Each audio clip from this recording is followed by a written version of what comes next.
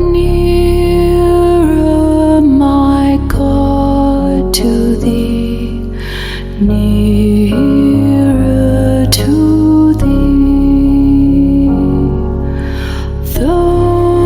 Today we are actually celebrating 122 years of St. Francis Hospital's existence.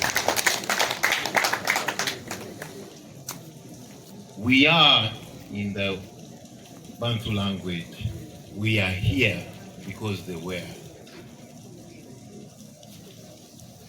And in these 122 years of existence, we have had a number of many, both medical and non-medical health workers who have participated, impacted, and had an impact on the life and journey of St. Francis Hospital. These three great ladies, in the 60s, in the 70s, in the 90s, with a lot of humility, with faith, and with resilience, came here, cared for the multitudes of patients, mentored, taught, and impacted on us as a community. So we are here to remember the past, to look at the present, and to really plan for the future. Before I call on to our CEO, for all of us here, the deeds you do may be the only sermon some people will hear today. The deeds of these three great ladies who came to Africa and impacted on us as a community and as members of St. Francis Hospital in South Africa. Let me take this privilege to now welcome our current CEO of St. Francis Hospital, Dr. Nsambya, to give us a welcome remark. Thank you.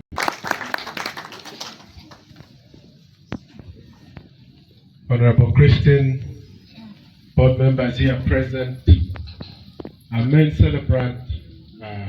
We have chosen him especially because he's a physician, and he's a really physician. And I'm sure he has many memories and that he will tell us about. Professor Silva, you're most welcome. Thank you very much, MC.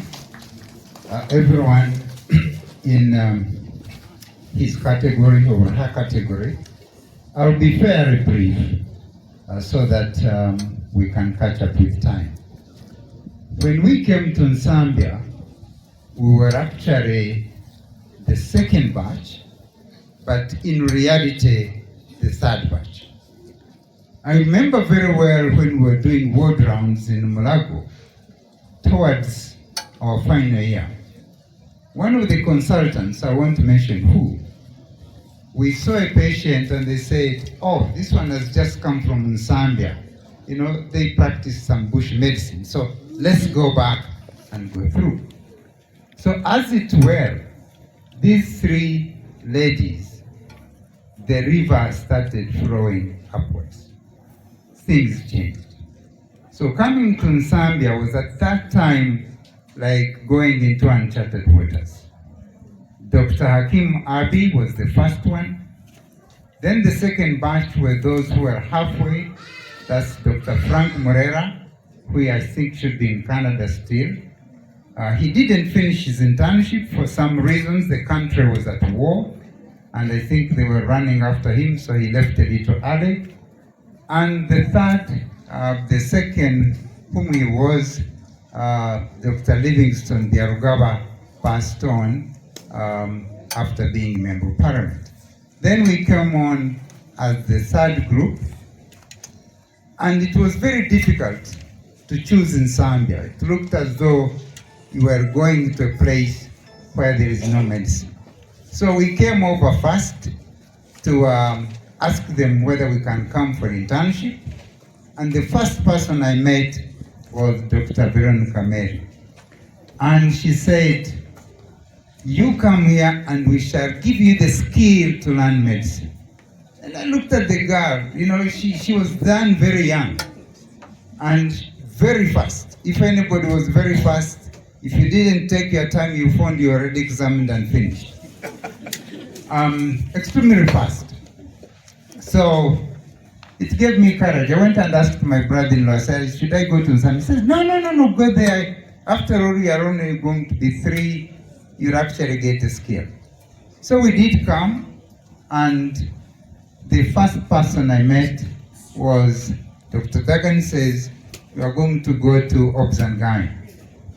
I did go start with Obs and Gyne and ended up with internal medicine. And that, of course, the first person I saw and the last person I saw changed my mind. But let me tell you a little bit about O'Sullivan. O'Sullivan, as they said, was a little bit slow, very exact, and she wanted you to be very exact in your writing, in the notes, and in your speech. So one day she told me, she says, you know, we told the nurse the other day that she came and said, a baby passed a worm. And said, yes, passed a worm where? Said in stool. Says, put it on the chart so that when we come, we can be able to remember that. So the lady went. And indeed, because the words were not very clear, the girl put the real worm on the chart. So you can imagine. She used to say that every time, so that every time you speak to a person, be accurate in your message so that the message are not misunderstood. That was her. Now, I'll tell you a little bit about Kota. Kota taught us, she was a mentor. She was a mentor. She used to tell you, you need to be a physician, this is what to do. Okay? She did more surgery probably than as a physician. Says, if you can do it, do it. And she used to have a prayer in the room, in the private clinic, that the Lord let me know where I can stop, and that what I don't know, I don't touch. And indeed, she used to do that. They all used to do that. They had no hierarchy. We saw all of them. The consultant used to sit in the outpatients. They used to run everywhere. But more still, we used to call her Führer. Führer is a German language. We was reading a book about the Nazis. And at 3 a.m. she would actually go through the whole hospital. If you're sleeping, you would be caught. What would she be doing before typing? She was as fast on a typewriter as she was in examining patients and in doing surgery. Opposite us. That building was the main theater, and it served a multitude, millions of people in those years. Let me take this privilege to welcome Professor Pius Okon, who will talk about Sister Dr. Miriam. Protocol observed. There are some of the pioneers who are online, and I recognize them. Dr. Hakim Abe, whom Silva alluded to, referred to. Dr. Edward Nambasi, who's in South Africa, and says a tribute to Drs. Dagan, O'Sullivan, and Kota with the next lot. He says when the 4 of us reported, there was very quick transformation from a place that was unknown, that in 79-80, Nsambya was suddenly a hot potato. It was extremely difficult to get a place to come and do internship here. So when the 4 of us came here, including one gentleman who was from Sierra Leone, at that time our classes used to be so mixed. We felt really privileged to be here. He says I had no idea of the impact it would have on me as a person and as a doctor. I was struck by the fact that despite each of them being a specialist in their field, they worked comfortably in all areas, and gave us a solid foundation in medical knowledge, instilled in us a work ethic we have carried up to date. It was very hard work, but because of their willingness to stand with us and support us, it became lighter. Dr. Dagan was the best surgeon I've ever worked with, an obstetrician, but with a very wide range of skills across most surgical disciplines. A lingering memory of her is when she brought a cup of coffee at 3 a.m. to resuscitate an exhausted intern. He didn't distinguish whether it was Dr. Iputo or Dr. Phil from Professor Musoke because they are about the same height. Professor Musoke is a professor of emeritus in pediatrics now at Mulago, who could barely keep his eyes open. She was friendly and genuinely interested in us as a people. She introduced me to The Fiddler on the Roof, that lovely classic musical. That kindled in me a love for classical music. All of them were generous to a fault and really looked after us. Dr. Cotter, the physician and medical superintendent at the time, saved us from some hairy encounters with armed security operatives. It was not unusual for security operatives to follow patients who had been shot and wait outside the theater. And we try to figure out now, what do we do at 2 in the morning? And I remember one occasion when we had to disguise one of the patients dressed like a lady. Instead of taking to the men's ward, which is the other one, we took that patient this side to the female ward. That's these ladies here. Young as we were learning all these things and how to manage difficult situations. Dr. Alex Coutinho, all of you have heard about him, know about him, a guru in HIV/AIDS, was one of these young men who came here with a lot of enthusiasm. And he said that Miriam taught me so many things that have shaped my career and my life. She taught me how to be a passionate and compassionate doctor. She taught me how to be an exacting but caring leader. She taught me how to turn religion into pastoral care. She taught me how to laugh at adversity. She shaped my resilience and courage. She was Christ embodied in so many ways.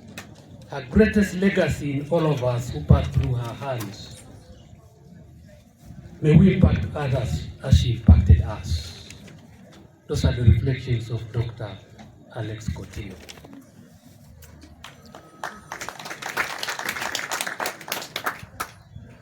There are certain things I may not have a word to say. Honorable Dr. Christian Ondoa is there, one of the young ones. In the present cabinet, we have another senior minister who is a product of Nsambya Hospital. She's in the nursing profession. I will not go into details. We have all these executive directors and directors, Uganda Virus Research Institute, Professor Kalebu, Dr. Rosemary Bianyima, Executive Director, Mulago National Referral Hospital. We have Evelyn Nabunya, Executive Director, Mulago Specialized Women and Neonatal Hospital. And Dr. Kabugo, Executive Director, Chirudu, the Director of JCRC was here. And I asked myself as I look at these ladies, what did you do to touch these young people that they could rise to that level of being ministers, permanent secretary? I am Vincent Lule, the young one. Now, I thank you for giving me this chance, also for emulating the lives of these sisters. Particularly, as I interacted with the three, not to repeat ourselves, I will talk to you about Kathleen. Kathleen, I dealt with Kathleen in several ways, especially with my children. I had two at least. Both were girls. When I went to one, she was very sick. That was when she was having what we call sleep. At least she had reached a stage where the other doctors had failed. Then she also told me, look, with this there are no medicines, but we'll do what you can. I did. There was one doctor you didn't know, one of the African doctors, Dr. Charles. So I told her, I've got some doctors whom I would like you to call to come here. Would you allow him to treat him here in the hospital? It was somewhere in that ward. Said, yes, let him come. By that time, poor girl was unconscious, pitiable. So he told me, go, if you can. For us, we shall welcome you. I did. The doctor came, she talked to the nurses and said, please do this for me. But the nurses, knowing the people, the position, thought she was passing away. And she said, he brought his own medicines. The following night, she gave such a large cry. They heard her. Said, who is that? But by midday, that girl was already conscious. She had turned alive. After 4 days, the doctor dismissed her. That's it. Said, I'm sorry, with those people, those are not, for us we have got our own ethics. But as of now, we are not allowed, being allowed to give the treatment according to them. I took her and she lived another 8 months before she passed away. But she told me and thanked me, and I went out several times. So she told me the truth. 2, there was another girl of mine. She was not doing very well. And Dr. Kathleen told me, look, friend, I have done everything. I've asked all those I could ask to help me, but I cannot help you. I've asked the outsiders. All people I know this, but they have failed, as I have also failed. But do one thing, pray. Say, but doctor, I don't know how to pray. So, no, you say what you want. I did. After some time, that afternoon she told me she's working, she's all right. So, those are the people you could trust. When they didn't know, they tell you, and you tried them. And Dagan was a friend. I will not talk about much, since I think what they have said is all true. Thank you very much. That's all what I can tell you. Thank you. Sunday, and I'm sure many of you had so many programs, but feel at ease. The speeches are about to end. We just have about 6 speeches left. Don't worry, each of them is short because the people coming in to talk are going to talk to the point. Let me take now this privilege to call on Sister Dora Namirembe, one of our senior sisters here and a former PNO also here, who was privileged to work with all the 3 sisters we have had here. She has also been very instrumental in organizing this day to celebrate the lives of the 3 sisters. So let's give a hand of applause for our sister Veronica. Brother, I don't know, but before, kindly, you stand up. You have sat for a long time. And the thing that I did not pass through the seminar and the convent, my voice is the worst. But what we are going to sing was the best for this good lady. Even the song they sang as we were coming out of the church, even though it was in Uganda, but it was her favorite. And even what we are going to sing now, it is her favorite. But I'll ask you kindly ensure that you have a partner as you are standing there. For me, I don't know who is my partner, but I'm going to find one. Who is going to be mine?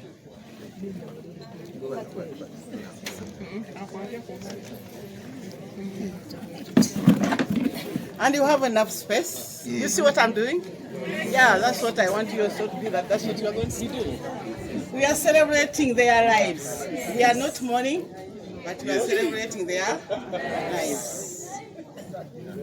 Lord, you don't Bind us together, Lord, bind us together with copy broken. Bind us together, Lord, bind us together, Lord, bind us together in love. There is only one God. There is only one God. There is only one body. That's why we sing. Oh, bind us together, Lord, bind us together with cords that cannot be broken. Bind us together, Lord, bind us together, Lord, bind us together in love. Thank you very much, and I think we needed it. And those who are reading the Bible study on Thursdays and the charismatic, I think I'll put you in the mood. Yes, you remembered her. Yes, allow me before I say anything. It is true. I've been here for those good 3 sisters, though my mother is the other one. Bano ba mama batoba. Ne mama ikota. But before that, allow me to pass this one out. I would like to say thank you, first of all, to CEO. Go camera vow. To CEO. CEO, thank you for this idea came from you. And I think I appreciate what you requested me to do. In the school, you told me, Dora, I've assigned you that. I think I've done what you wanted me to do. Thank you for that idea. You really made me happy because I did not feel that my mother, they were not really remembered for the work that they have done in Nsambya. Those women, some of us were here because of those women. Yeah, but I'm happy now. And I even talk when I'm really feeling strong. Then, Professor Bias. Dora, the spelling is ABCD. Put it right. Yes, Professor. So, thank you for moving with me. And I'm happy to see that even our colleagues in Ireland are able to be with us.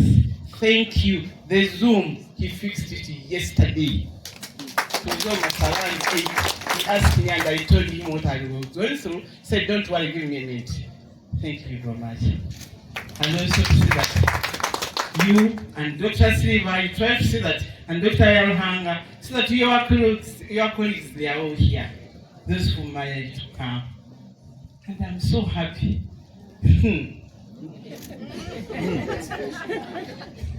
The boys and the girls. Now I need Professor. Can you imagine? Professor. Can you? Is this true? Next month I'll be 57 years young. So I'm still energetic. Board of Directors and CEO, if there is anything you want me to do, I'm not asking for money, I'll come and do it, really. As my contribution and as the mentorship I've received and the elevations that I received because of the upbringing from this place. It's a celebration, and I'm again very, very thankful for being invited here.